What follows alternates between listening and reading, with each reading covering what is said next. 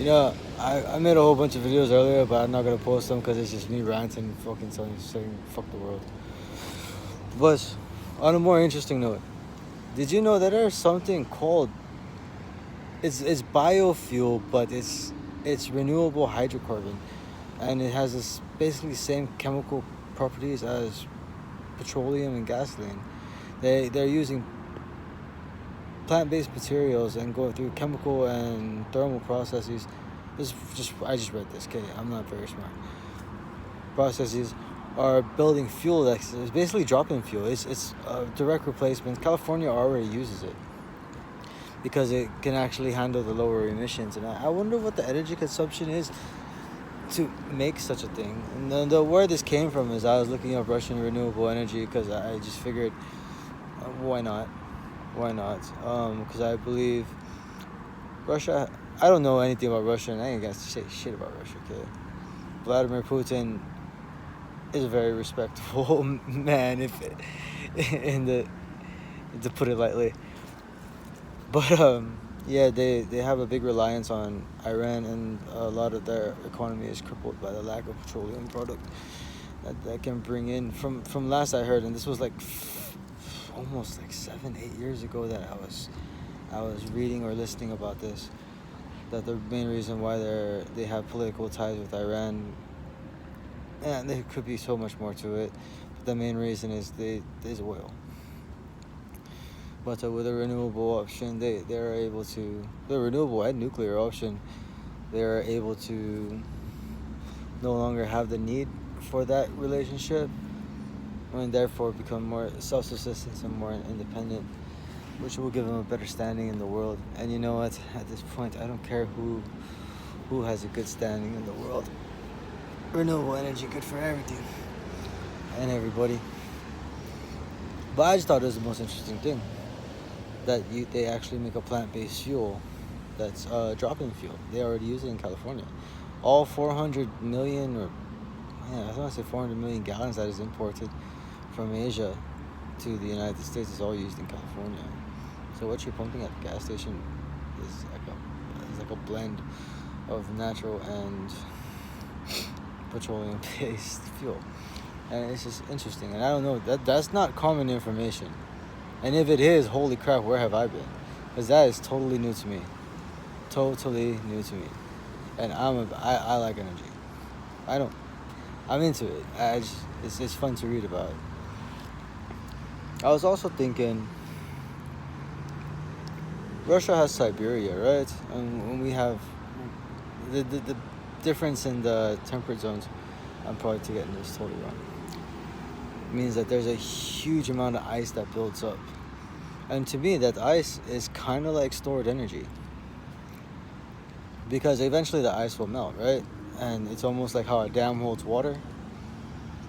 Large amounts of snow and ice and stuff is like potential energy that can be released once it starts to melt. And I wonder, has anyone ever done that? Actually dam up an area in an Arctic region that still defrosts, even though it only defrosts for maybe 2 or 3 months out of the year. And will you be able to dam up enough ice and snow for it to melt and then transfer it to another holding station as stored energy? Because to me, that water is like stored energy. So is there a way to use the freezing and the melting of the ice as a renewable resource?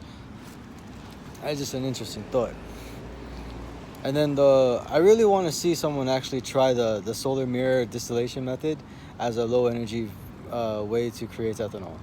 I think that would be pretty cool to see, because that's the biggest issue. Especially, I think also there might be another issue with the whole biofuel that I was talking about, the renewable hydrocarbon, which is totally new. That's the coolest thing I've ever heard of. The renewable hydrocarbon. I wonder what the chemical process is like and how much energy and what's the cost. What is the cost effectiveness or the cost ratio to it? Energy independence will lead to will lead to basic independence. Like, energy independence means independence for each and every nation. We are no longer tied together to the world. I'm not a big fan of being interconnected or interwoven so tightly, because it's a consolidation of power that I just really don't like. I like people to be free. I like myself to be free, even though that would probably never happen. I shouldn't say never. I'm never gonna stop trying. But I thought that was a cool thought, something I just discovered today. You learn something new every day, and that is something I learned today, and I'm really stoked about it.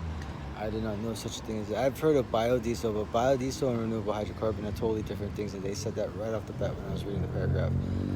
This is an actually drop-in fuel. This is a direct replacement fuel. Another thing that I don't understand is, we have a lot of carbon dioxide in the air, and carbon dioxide and H2O with nickel as a catalyst, I believe, also creates methane. That's a resource. That's a natural gas resource. I also wonder, anaerobic bacteria also creates methane, and that's where you get the methane lakes. I was wondering if you could build a really, really deep trench and submerge biomaterial down there and then let it decompose, and then have all of that funneled into a single place. And can you collect methane in that regard? Is that a viable option? I don't know. I just thinking. I thought I think it's the coolest thing, knowing that there's a plant-based replacement, full-blown replacement. Like, not even, like, you don't even have to configure nothing. This is they call it drop-in hydrocarbon, because it's a direct replacement to fuel. And I don't believe anything on the internet, but man, if that shit is true, that's pretty cool. Anyway, night setting down in Minnesota. I haven't gotten enough sleep. I probably shouldn't have taken that shift, and I'm kind of tired. I'm just gonna relax for a little bit. Oh, I wanted to point out something. For all the crap they talk about Vladimir Putin, when you actually hear him in an interview, he sounds like a coherent, intelligent man. I wish I could say the same for, I don't know what happened to America, or maybe I'm just talking crap, and I am. I don't know what happened, but I think this chauvinistic crap has ruined everything. It's turned into a weird popularity contest, and worse comes to worse, turned into a weird reality TV show. Reality TV ain't real.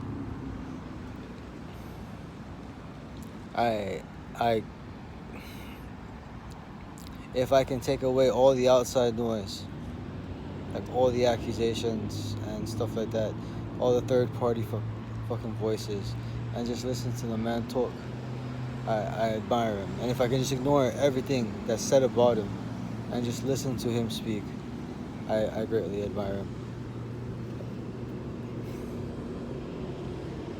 And I don't know, maybe I'm rooting for Russia now. I root for America all my freaking life. I did start to turn a little bit at one time in my life, because I started to turn into this weird little fucking punk. And I turned around and I realized, you know what made America America is why America is America. I mean, this is supposed to be a great nation, but this nation no longer feels free. And maybe it never was. Maybe I'm ignorant to that fact. But it is what it is. Well, maybe I'm rooting for all the nations, really. I root for people. How about that? We'll leave it at that. I root for people. I hope we all gain some kind of independence.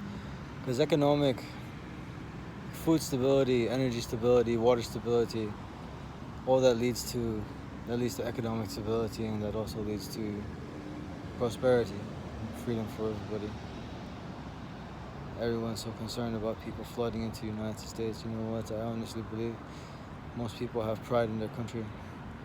If their country was made a better place to live, then I'm sure they would just stay and do great things from wherever they're from. And me, I'm just talking crap. I'm just ranting now. Well, best of wishes to the people of the world. This is an interesting journey. It's about to get pretty wild. I don't know what the hell I'm doing anymore, but I just surviving now. But I still got a smile on my face. Life is still good, still breathing. Beautiful day. Jones out.